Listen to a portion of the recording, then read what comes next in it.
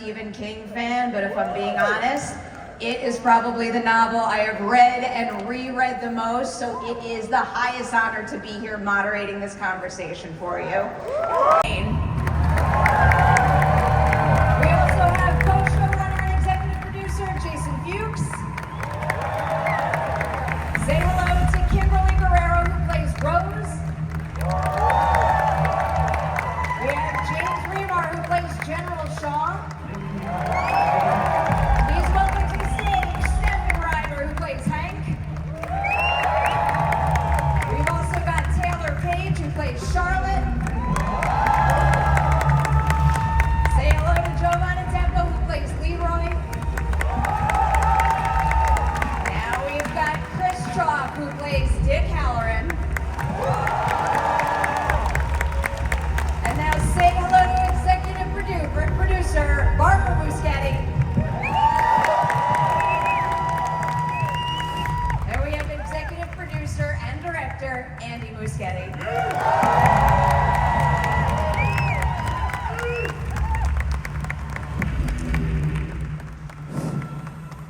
Welcome to the stage, everyone. That Andy started to create in those first two movies. How much of what we see of Derry in those movies will we get here, and what new corners were you able to explore by having 8 episodes?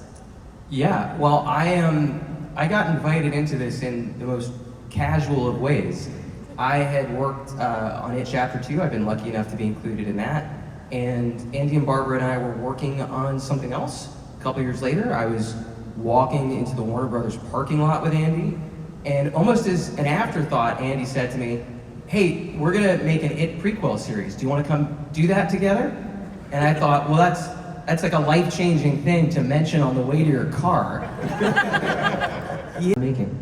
Yeah, I come off a line of shows. I love doing complex, interconnected, very character-rich shows, and Andy and Barbara really wanted to do something like that, and setting it in 1962, 27 years before Andy Barbara's movies, which was 1989, that was very interesting to me, particularly when you're dealing with a monster, a creature, an interdimensional creature who uses fear and hatred to divide, and you're talking about 1962 in America. Well, that's a very rich and specific area to mine, and that was really interesting to me. The social and the social implications of that, marrying that with the horror of it, and the themes of Mr. King's book. So it was a fun, rich world to play in. I want to throw one more question to both of you right now, because, and correct me if I'm wrong on this, I know you both have a significant amount of experience in film and or television, but I believe this is the first time for both of you that you're stepping into the show running role. So what does that mean to get that opportunity with this particular show? And what is it about the two of you that make you the ideal partners for it? Truly, the creative experience of a lifetime. I had never had an opportunity to work in television as a writer. I acted in TV a little bit. I had never had a chance to run a show. So to be able to do it with, collaborators like Andy and Barbara and Brad, it was a real extraordinary experience, and to get to play in a universe that is, it is my favorite horror novel of all time. It is my favorite horror film, I think, of all time. So this was, as a fan, the opportunity of a lifetime. Yeah,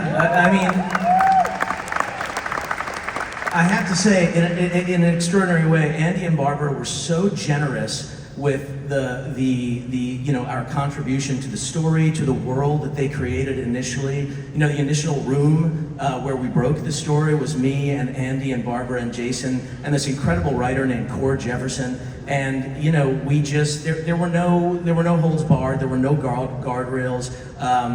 It was all fresh snow. There was no, I made these 2 movies and we need to stay within these parameters. Andy and Barbara were, let's go for it. It's 1962 in America. Derry is a microcosm of America. What do we want to tackle? The themes became very obvious, and the scares just from that came spilling out. So what if the people suck to work with, you know what I mean? But having Andy and Barbara at the top, man, I remember the audition and we were on Zoom, and I was like, oh my God, he seems so nice. he's so sweet, and he gave me the nickname Chuckle. He says Chuckle, and I like a nickname. Like, so I was like, oh, if he's gonna love me, then I'm gonna love him back. And I knew that we could create, we spoke a couple times, like being able to create a family is most important to me, and that's a good leader to create a family in, and so we're all good friends because of it, and the show's good. You know, that's cool too, but that's better. Thank you. Thank you.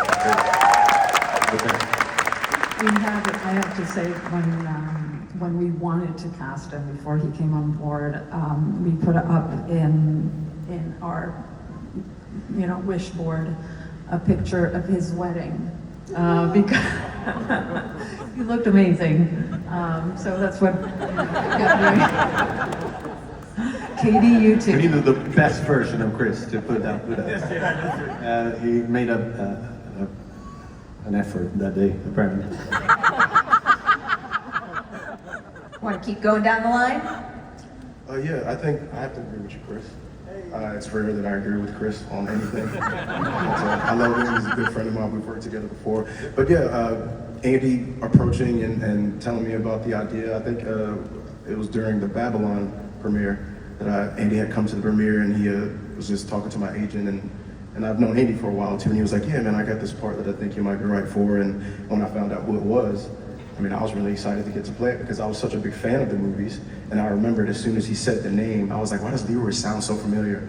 And I remembered him being the older gentleman in the first film that was talking to Mike about pulling the gauntlet gun towards the sheep.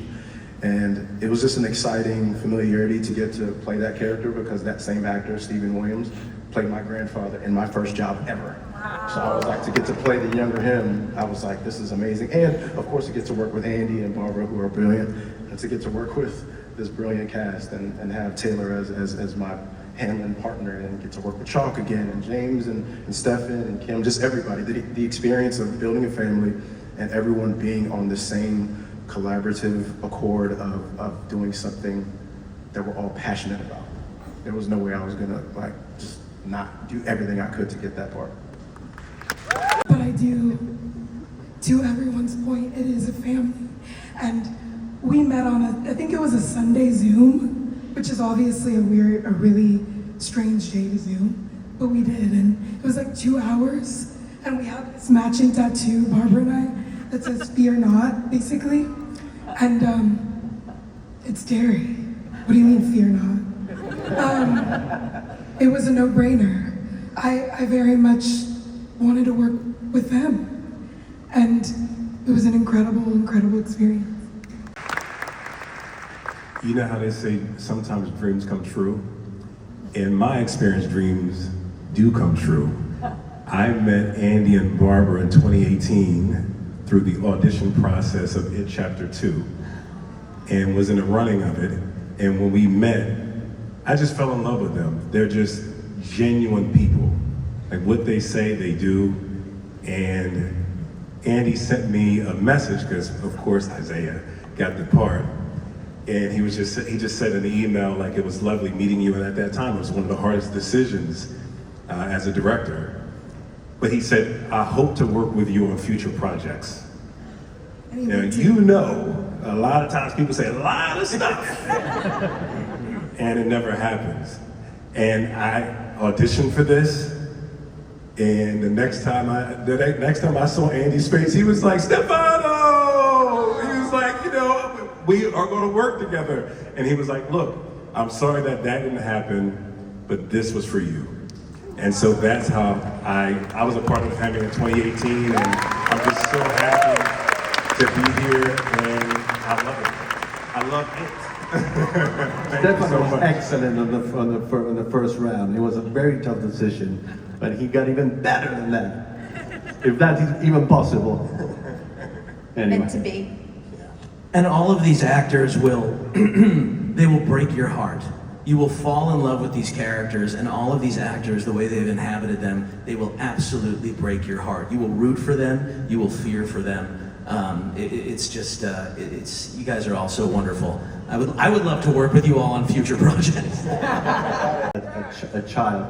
As you know, he's a legendary. I mean, these guys are all legendary, but I had something special for James. I wanted to at least know him. So when he said yes, I was like couldn't believe it.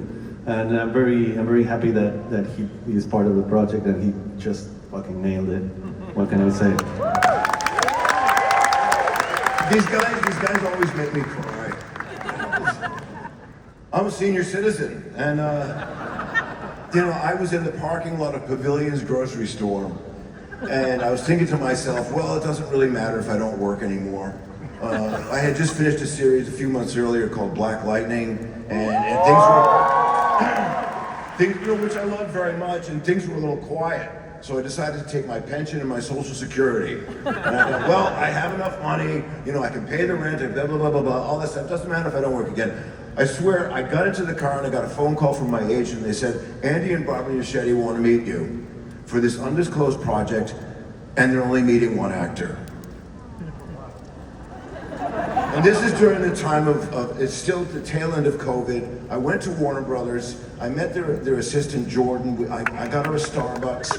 She was lovely and welcoming from the moment that I met her. I walked down the hallway and I sit in this little chair in the hallway of their office, and there's Pennywise standing on this stand, and I said, holy shit, I have arrived. This is like very intense, very scary. It's kind of, oddly off-putting and attractive at the same time.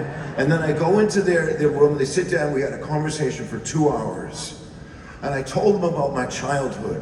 I told them about seeing President John F. Kennedy in 1962 when I was 9 years old with my brother at the Boston College Stadium. And how that time was so intrinsically intertwined in my being, and how wonderful and tragic it was at the same time. And we had this amazing conversation. I felt like I'd embarrassed myself because I really uncovered. I just told him everything. I was leaking real tears anyway. Long story short, we get up from the thing and I reached out to shake Barbara's hand, and she says, no, we're huggers. Put her arms around me, Andy, but he walked me out and we talked a little further. And I just thought, oh my God, what have I done? I've exposed myself. They're never gonna give me this gig. And a couple weeks later, they said, you've been approved by HBO. And they said, and I didn't know who General Shaw was. And then they started to unveil who this character was, who he represented, what it was Strategic Air Command, the Cold War, brainwashing, all these wonderful things that I grew up on. I remember being a little kid and looking up in the sky and seeing Sputnik. And here they are bringing it to life again. I think it takes 60 or 70 years to really fully understand a period in time. And when you look at the 1962 clips and pieces of this show, I'm drawn back in time. I feel like I'm in the Losers Club all over again. It's truly extraordinary, and I feel like it's just beginning.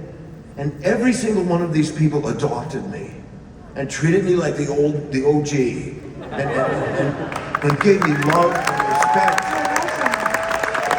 You hear a lot. I'm going to pass it on to say, you hear a lot about how we form a family in these casts and these productions. These guys are my family. I love them deeply. Every day that I went to work, I looked forward to it. And me and Jovan did a movie shortly after, and it was such a reunion to be on a different set, but we had the memory of this one. I hope you guys feel like you're part of the family too. Everybody left it all on the floor. Everybody left it all here for you, and we hope you really enjoy it. So it's a perfect segue for me because this is storytelling with a capital S. It's the Stephen King universe, and it is a family, but it's a family that we've been left out of. The native story has been there, but we've never able to join you all at the table. And it was like, we have stories too.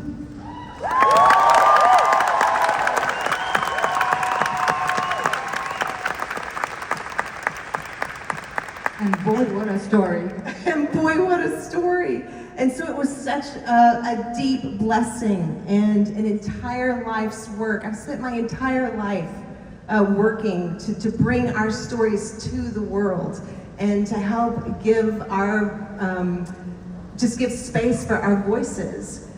I have never been to a reservation or a Native American community that did not have a place where you do not go. You do not go because you do not know. I play a character named Rose. Rose knows. Okay? And so it's undergirding so much of the Stephen King universe is this sense of something's going on with the land. The land remembers even though we've forgotten.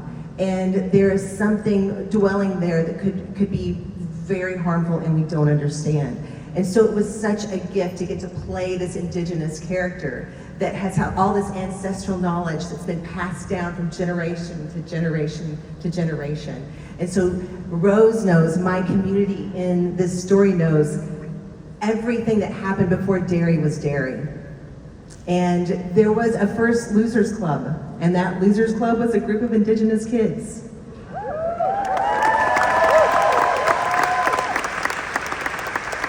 And my character plays a direct descendant of those kids. And so you're gonna get to be a part of our family as we get to tell this story and go dive deep into the origins of what terrifies us most about it.